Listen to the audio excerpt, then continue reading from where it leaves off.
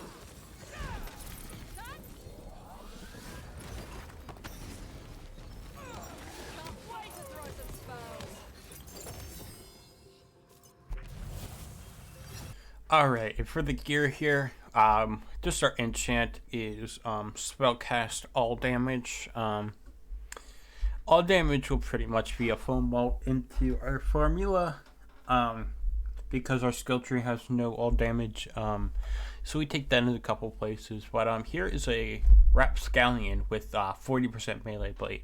That's the main reason why we take this, is for the melee blade. This is an alternative to like the live wire. If you don't want to use live wire, because some people see that as cheese, you can use that. I don't have it, but there's also like a sniper. It's a quest reward, I think. It's called the Tootherator.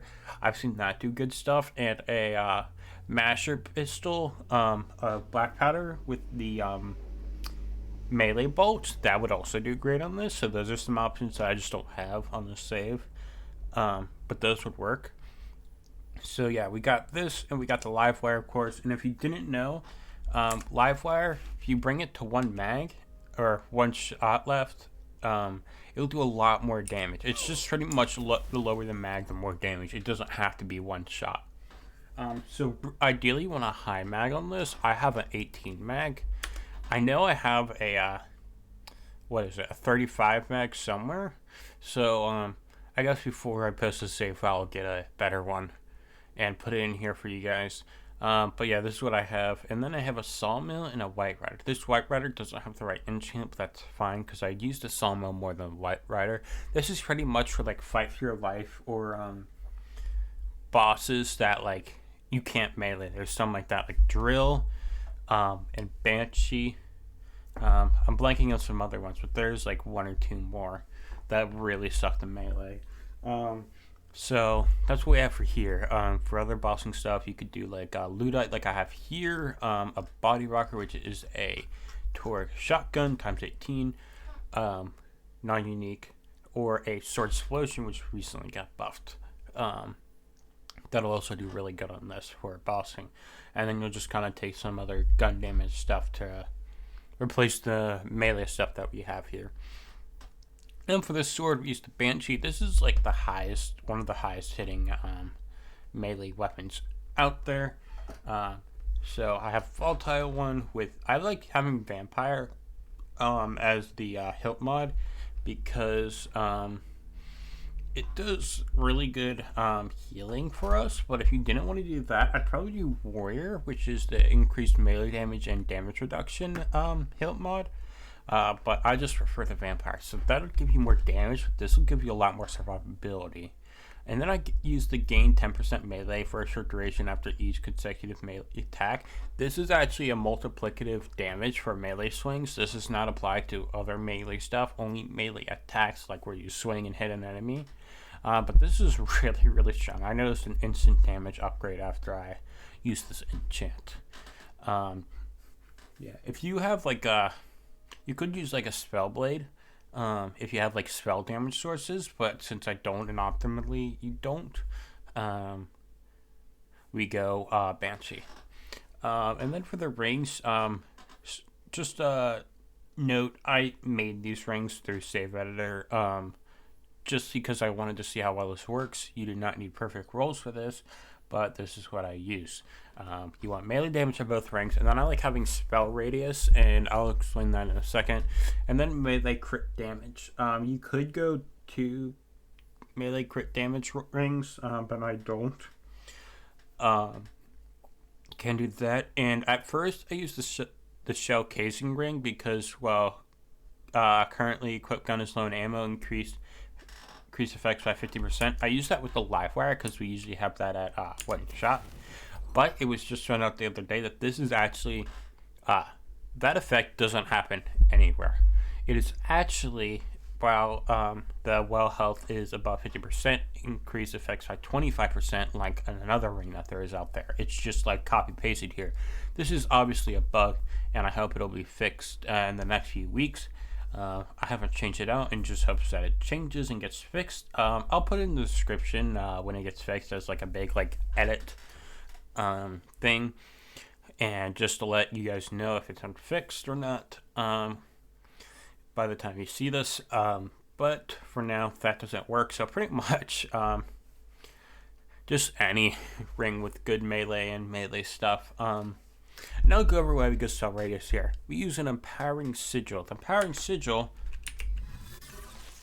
casts this, which does a Nova, which is really cool, and it follows you around. It attaches to you. And this has a super high status effect chance that it insta-freezes enemies that can be frozen. There are a lot of enemies that can't be frozen, but this helps a lot for those that can. So that is really, really good. You could get like spell damage. I actually have one that I made with spell damage, but I haven't been using it because I didn't want to. Doesn't really help as much in this build, but it would do some damage. I have two cooldown part ones, so I chose that. Damage radius or spell radius. I don't know what it's called for the spell part. I don't remember. But that would also do great because that'd be bigger radius. And if you had that, you probably wouldn't need the spell radius on this ring. But that's why we go Empowering Sigil. It's really good for melee builds. And then we go Body Rune because that's good survivability and a source of fire damage is always pretty nice. But on this build, we use Cave of Ties, so fire damage isn't as much, but the health restored is really, really good. And then also something really weird with the Body Rune, and it's one other rune sheet, I can't remember, but it doesn't matter for this build. It actually gets the, I think it's the Spirit Rune or the Mind Rune. It's whatever one that has 0 recharge when standing still, and also the bonus element lightning damage. Now it doesn't get that shield, but it does get the lightning damage. So when you're standing still, you will get that lightning damage with the body, which is pretty cool. You don't need it, but it's great. So yeah, that's why I do that. I have a capacity part in this. I'd probably go health, would probably be better, but I just had capacity with this one.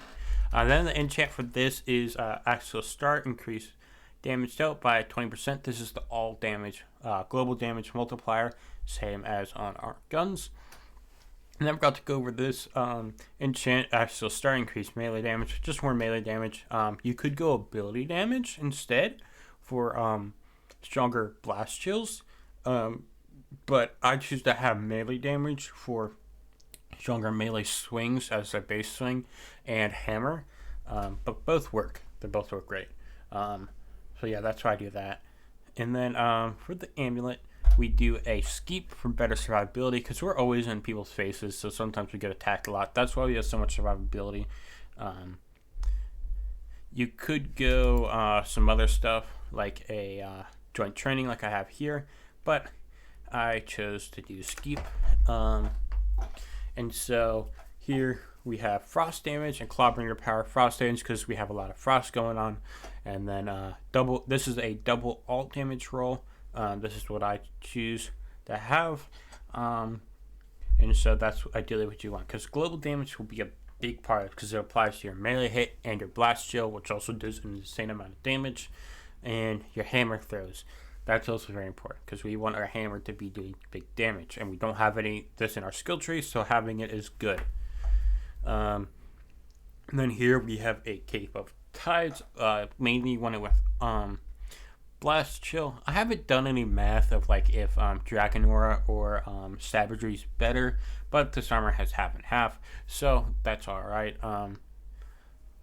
They're both great skills, so it doesn't matter what they're in. You mainly just want blast chill. Then we have all damage, melee damage, and move speed. I really like the move speed because just moving to get to enemies is great. And then we have the Cape of Tides. When you crit an enemy, release a water nova that does soaked, and soaked enemies take 150% damage from lightning and frost, but less to fire. Now this actually isn't 150%. This is 50%, and it's just a pure molt to those element types. So it does 50% molt more lightning and frost, but 50% molt less fire. So that hurts our body ring, but that's alright because it's mainly there for the healing. You could use like a bad egg or a cursed wit. No, I just had the bad egg. This is just randomly I picked up. I have a bad egg here, not made for anything here, but I just picked it up, so I was like, cool. You wouldn't want a Primordial, you would want the base value because you would want your shield to break. But also, if you use a Bad Egg or Curse Wit, no Vampire here, because that'll make you not have the empty effect. Just note for that. But, so yeah, that's another shield option that I forgot, that I just don't like, so I don't do it. Yeah, Cave of Tide's great, because we also do crit a good amount, too. This Empowering Sigil can crit. Our melee can crit, our live wire chain should be able to crit, our hammer can crit, so that's a lot of chances to crit. That's pretty good. Yeah, so that's it for the gear. But actually, you would want to probably exchange gun type rings for here, for bosses that you can't melee, just a heads up. But that's pretty much it that I can remember. Alright, and for the skill tree, nothing much in Claw, just because the only thing in Claw I'd want to get is getting points in Awe, but giving up the points in Brrzerker tree, which is just so good, isn't worth getting to Awe, which is a skill I love because the crit chance is multiplicative with all other crit chance stuff in the formula, so that's really good, and great crit damage. So unfortunately we don't get that. So that leaves us to Oath of Thunder and Dragon Aura for us to get, which is unfortunate, but Brrzerker is insane. Also, I'll just go over, this is a bonus element for melee damage, this is elemental damage boost, that's why we get it. And then of course Storm Dragon's Judgment, because Hammer is fun and does good damage on this. Now for Brrzerker, Celestial Frost, that's elemental damage, so it's good boost. You could put it in Savagery, but I like having it here. Unyielding could also go in the Savagery, but I like having like a little side health regen, and this was just 1 extra point, so I put it here. Icebreaker is a pure multi-tier damage. This is conditional damage, which I don't think we have anything else. This is additive with the Cursed Whip bonus, though. Just keep that in mind. But still, having this and Cursed Whip would be great. Cold Snap, great move speed and efficiency for freezing enemies that you can't, like, that your sigil doesn't, or like your sigil's down. So that's still great. And just move speed anyways. Unarmored defense is great health. Don't really need the ward, and definitely helps if you want your ward to be empty. Now this still counts as your ward full, even if it says, like here on the bottom left, you'll see it says half. This counts as the new full. So if you have like a not full ring, this needs to not be at this point, at the halfway point. It has to be at least one shield point lower from taking damage to count as not full. And then, of course, empty being empty. Blood Frenzy is great survivability. The rage uptime doesn't really matter because we're throwing our hammer a bunch. So we have good uptime on that. Relentless Rage, fight for your life. Amazing for helping save us, especially when sometimes we can't melee enemies and our guns can't reach. So running to those enemies, that really helps. Ancient Fury, area damage applies to our hammer, so that's great, and I'm pretty sure it applies to Blast Shield, which is also really good. Iron Squall we take for the melee attack speed because the Banshee kind of does a pretty slow swing speed, so this helps that. Blast Chill, amazing. If you know Short Fuse from Borderlands 3 Moses skill, this is Short Fuse, but in a melee attack. So it double dips your all damage, conditional damage, at least. I don't know everything it gets exactly.